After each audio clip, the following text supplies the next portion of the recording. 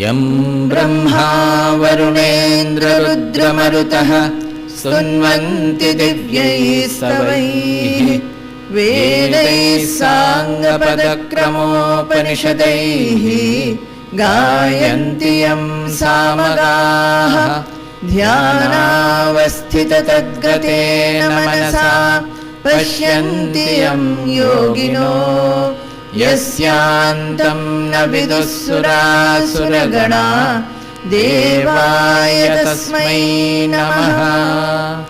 ॐ श्री परमात्मने नमः। अथ पञ्चदशोऽध्यायः। श्रीभगवानुवाच ऊर्ध्वमूलमधः शाखम् अश्वत्थं प्राहुरव्ययम् छन्दांसि यस्य पर्णानि यस्तं वेद स वेदवित्।